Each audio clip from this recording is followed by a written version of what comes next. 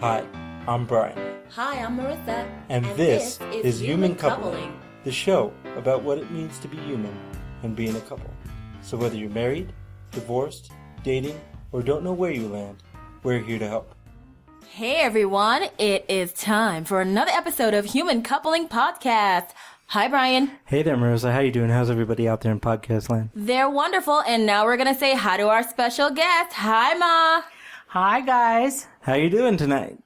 I'm doing great. This is very unique and very unusual for me. Yes, it's a couples family activity. It is. Call it that. Yes, I want to call it couples family activity. Couples family activity, okay. Yes, because we're including the parentitos, and this is always fun. So guys, tonight we are going to be talking about coupling then and now, meaning our boring 13-year, 12-year marriage and mom and dad's 43-year marriage because they're cooler than us. It's fine.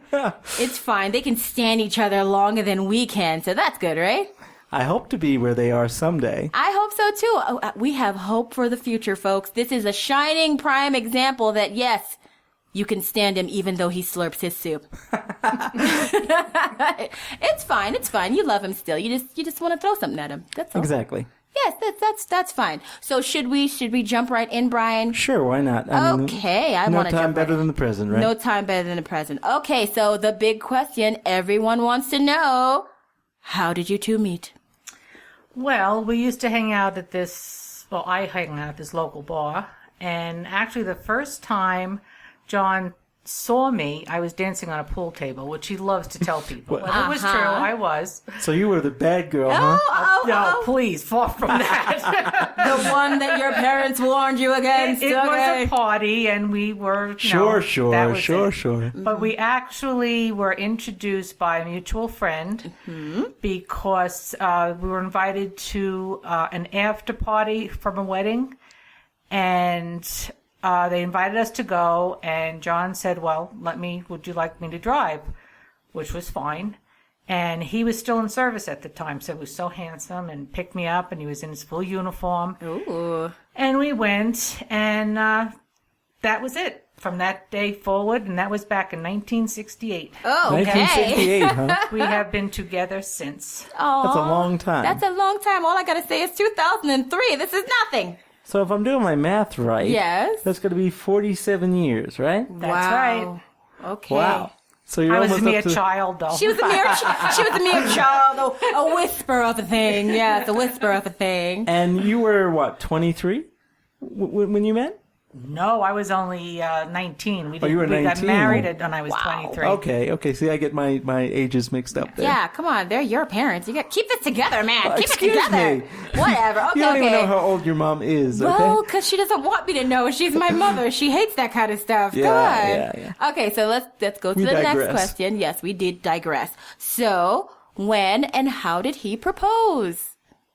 Well, I knew I went and picked out the diamond for the ring, but I had no idea when he was going to give it to me. I wanted that to be a complete surprise, obviously. Okay. So one time, John and I and friends of ours, two other couples, we were all going out to dinner. And John picked me up, and we went over to our friend Pat's house. We were going to meet them there. And he was just picking a fight with me from the time we left my house, we got there. And then when we got in front of her house, he kept going on. And I was getting real annoyed, and I just said, well, let's just go to dinner. And, we have the reservations and just knock it off. And he said, well, will you marry me? I said, no.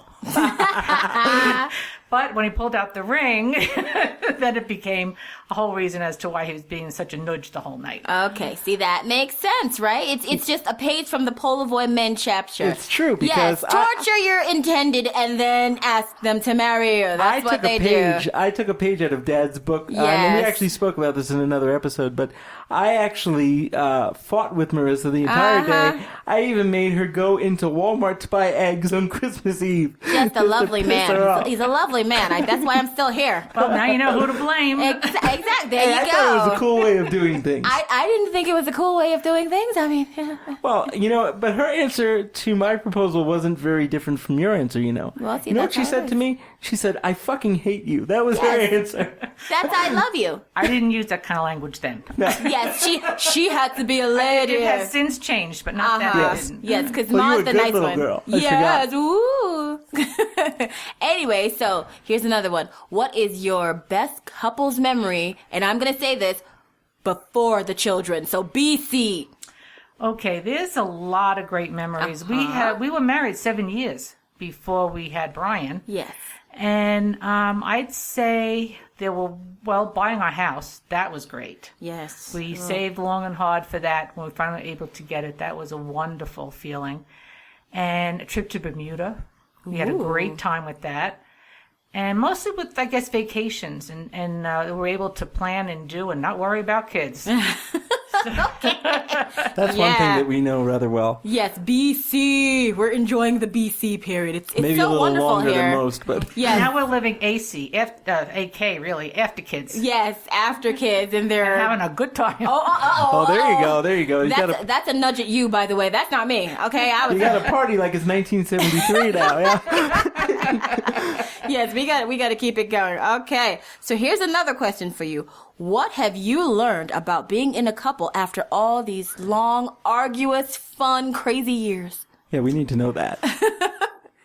I would think, my opinion, is one of the most important things two people can do, whether they're married or whatever, is trust. If you do not trust the other person, then the whole relationship is going to fall apart.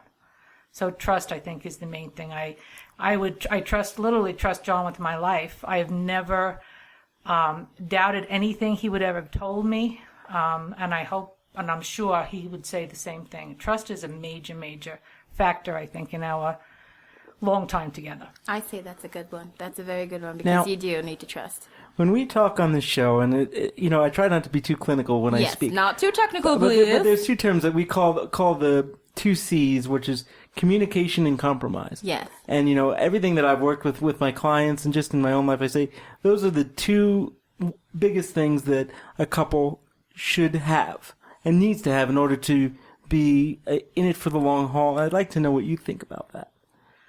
Well, the compromise, I think if you spoke to each person individually, they would probably say that they were always compromising. Right. Yes.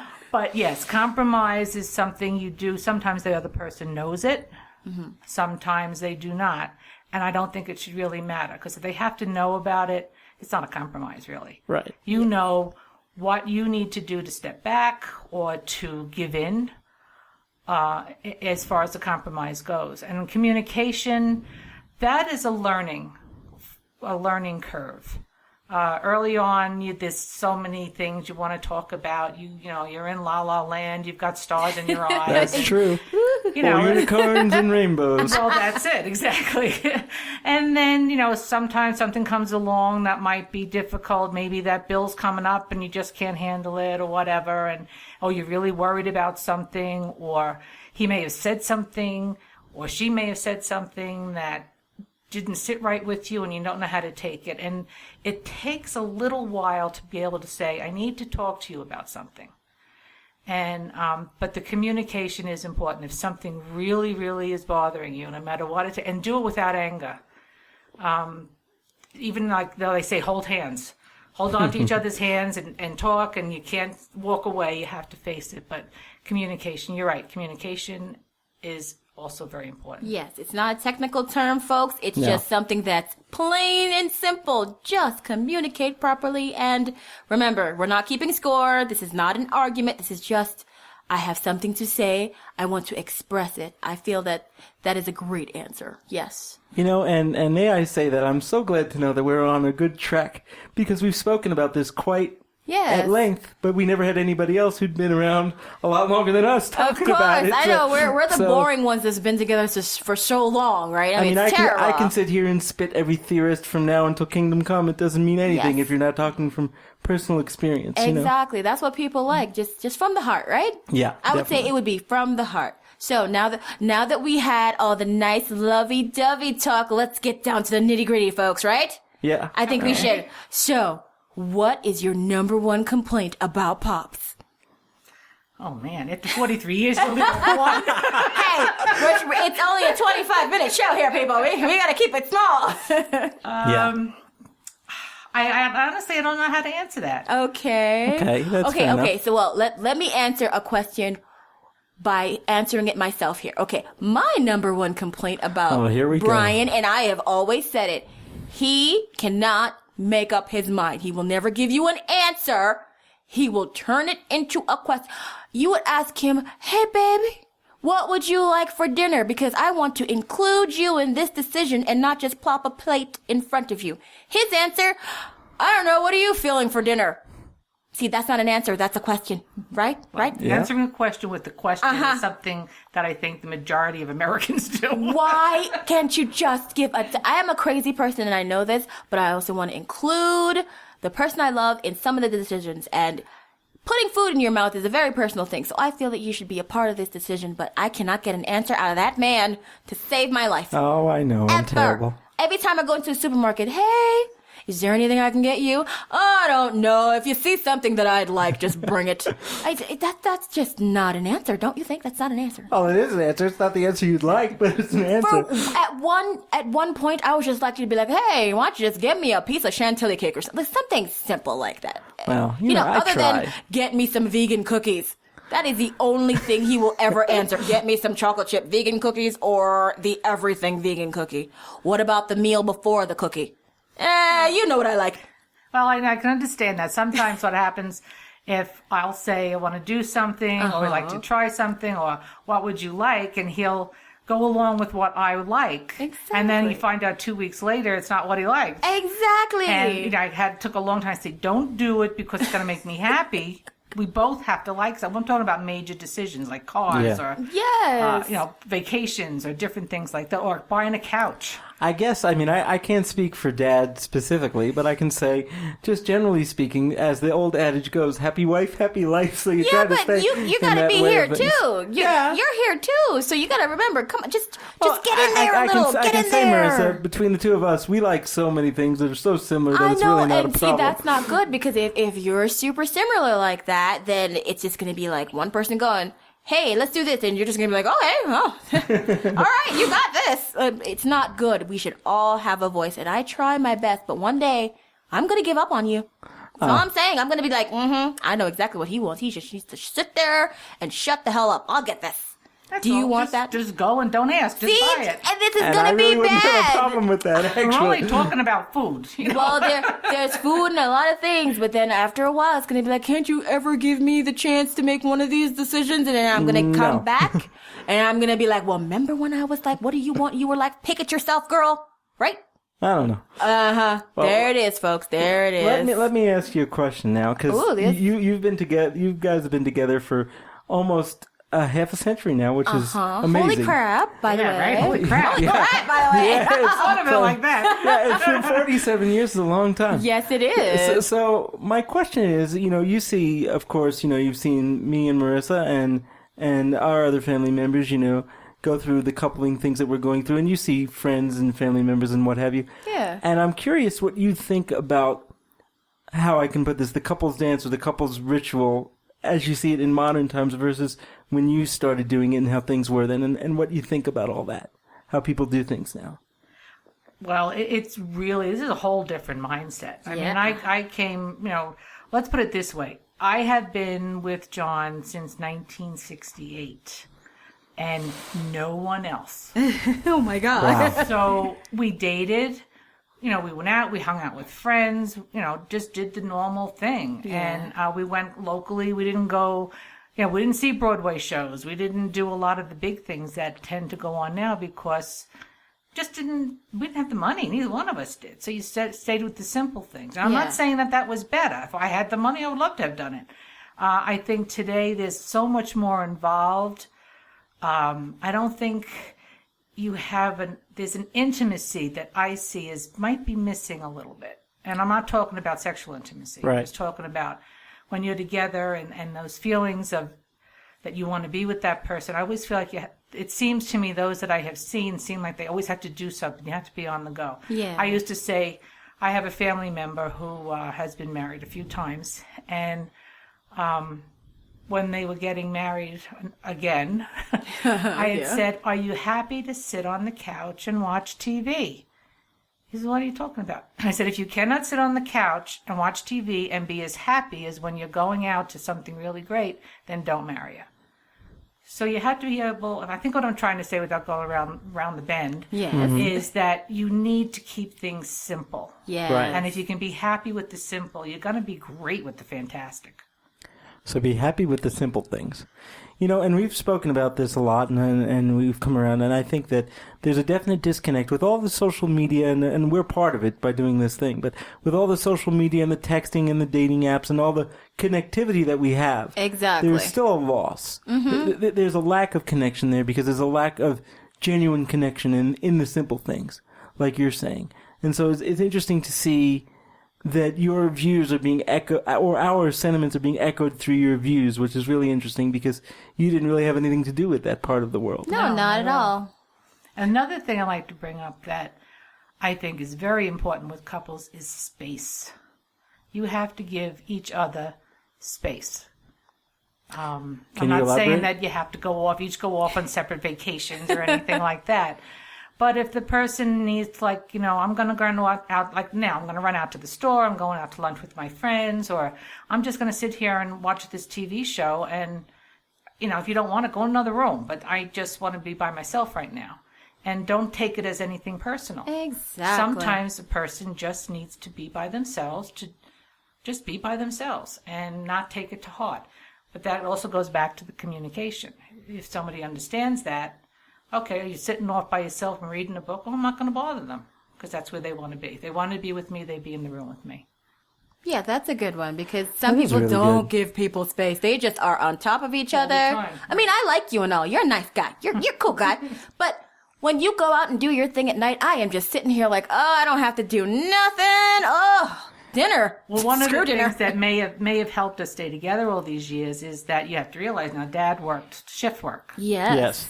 And all right, when I was home when the kids were little, that was different. Yeah, you have kids. I'd be with the kids all day, and you know, then if he worked nights or days, it really didn't matter. But once you got old enough, and I went back to work, he would work. He was working steady midnights, and I worked steady days. I had the bed to myself. That changes You know, things. it does. And then But I bet you- actually, I always tease him to this day. When he retired, the hardest thing I had to get used to was sleeping with him 7 Oh, days a no, week. that's horrible. That's really funny, but But in all, you know, all kidding aside, it was part again of the compromise. This is what he had to do. It worked for him. It worked for us. Yes, it's good. But when we were home, when he was not working, and as a family, I'm pretty sure, Brian, you could probably say majority of the times we had dinner as a family, whether he was home or not. from what I remember, it's been a long we tried time. to, keep us together as best we could. And when he was home, we always made sure we were together doing something. And that's good. Now, along the same lines, because he did do shift work, and you know, we had the regular 9-to-5 life, and he had the night shifts or the day shifts, and I know that he took a lot of time off to be with us. He wasn't always around as much as he'd like to be, but when he was, it did count. Yeah, that's good. Did you have to make a concerted effort to make sure that your relationship, not as parents, but as husband and wife, stayed good? Your communication stayed good, that connection stayed good. Was it harder? What did you have to do to make sure that stayed there? I don't know if there was any one specific thing.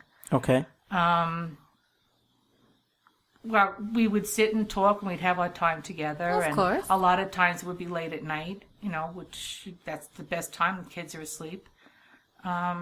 And just talk about anything. Yeah, but it was effortless, though. That's the main That's question. it. It was effortless. It We wasn't never you. forced It didn't seem like Yeah. a It didn't chore. feel like, okay, you're home. I haven't seen you in 5 days. Now sit down and talk to Exactly. me. No. That's different. Sometimes, and you have to consider the line of work that he was in. He needed that space too. He needed time to sit back and, you know, sit out. If it was nice weather, sit outside, talk to some neighbors, just be by Exactly. himself. He did not have to be right there with me at all times. And that took a little while to figure out.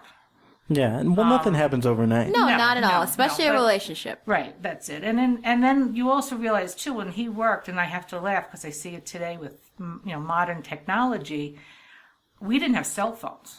No, you didn't. Yeah. And not there at was all. no such thing as calling at work to find out how he Nope. was doing. If you want to see him, no Skype. Nope. No Skype, no nothing. Skype. So, if you heard anything on the news about something going on, you just had to hope that everything was okay. Yeah, that's Right. got to be hard. And that's just a different world that we'll never live in again. No, You know. no. Which I think, that's a good and bad thing, but that's a topic for another. Yes, Yes, oh. that's another show. And we've actually spoken about that. We did a whole series on a lot of that because Yeah. it's Well, such that's a right, you did, different place. Yes, because we had met online and we've always been in contact with one another. Yeah, constantly. It's kind of ridiculous now. Well, I guess we're used to it now. But you talk about getting used to things like she had to get used to me calling and seeing how she was doing. I 'cause see that she for was- me meant it was just okay. weird. But for you to understand, but my family, I love them, but you do your thing, I do my thing, we'll see you later, and that was it. There was no, hey, what time are you gonna be home? No, just don't die. See you later. That was it. You calling me was weird. Yeah, so that was I a grew little up with that, but that's one thing I have Yeah. to say with my mom. Once I was, 18 and out, going out with my friends and whatnot, she was never one. She didn't wait up. She used to Nope. say, "Oh, phone will wake me. God forbid something happens. Why should I have to Exactly. lose sleep?" Okay. It sounded a little cold, but I try to keep that in mind. And No. Think of it as she trusted you to be a good adult and come home safe and sound. Exactly. Yes, exactly. I got to believe that because my mom just said, "Hey, just don't get pregnant. I'll see you later." That was it. Yeah, that was her pretty advice. much it. Yeah. Don't get pregnant. See you later. That would have been strange coming out of my mother's mouth. She Different may have culture, thought different it, but place. she Yes, would never have said different it. culture, different place. We always have to remember that we are very different, and we came together despite all of our major insanity and differences. So that's good, right? Well, the interesting thing, to circle back a little bit to where you Yes. met Dad, the bar where you met Dad was actually around the corner from where Marissa lived. Which That's is right. weird. And we met each other, almost 40 years after you guys had left Queens? Hey, if it's meant to be, it's meant to be, and nothing will keep you apart no matter what. I believe that for some wacky reason, but I believe that. Yeah, me too. Yeah, I do. So, what have we learned during this show, Brian? Because we have to do our recap now. We only I have know. 4 more minutes. Come on. I know. What have we learned during this show? Yes, what have you learned? Well, we've learned to do a lot of what we're already doing. Exactly. Which is Keep really it up. good. Keep it going. Good ideas, no matter how old they are, they stand the test of time. That's what I've learned. And I think that, when we talk about coupling then and now, Yes. along the same line, a lot of what worked then will still work now with a Of couple course. of added caveats just because times have changed. But for the most part, good sound working within a couple is good sound working within a couple, whether you're talking about the 1920s, the 1960s, or 2015. It still Okay, works. that's true. It's true. As couples today, you have a lot of things coming in at you. Yes. A lot of stuff from the outside world, which does make it more difficult. And that I can see. You can't close yourself off quite as easily as I was able to back in the early Yeah. times. No, of you could just my take your relationship. phone off the hook and that was it. Well, Yeah. that's it, yeah. No So- selfishness here. They can get in no matter what you do. But just being aware of each other. Exactly. Communication. What'd you say, Brian? Communicate And compromise. and trust. Yes. So Yes. I think everyone had fun tonight. I didn't know Yes. if this show was going to work, but I thought it was great. Brian, you had a wonderful idea, so I must give you props at the end. Thank you, thank you. thank Ma for taking her time. I know this is weird, and she's sitting here like, this is I weird. didn't think I'd like this, but this was kind of fun. It is fun. It's just being honest, and it's just a little baby commentary.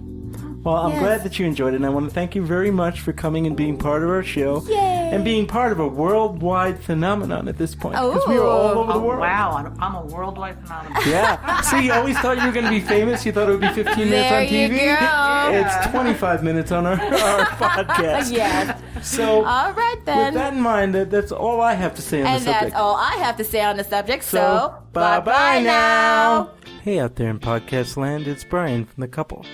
Do you want more of the laughter, love, and hijinks that is the Human Coupling Podcast? If so, like us on Facebook, friend us on Facebook, subscribe to our YouTube channel, follow us on Twitter, follow us on SoundCloud, follow us on Google+. Would you like to let us know how we're doing or let us know how you're doing? Or do you have an idea for a show topic? If so, send us an email at humancoupling@gmail.com. Hope to hear from you soon. Bye-bye now.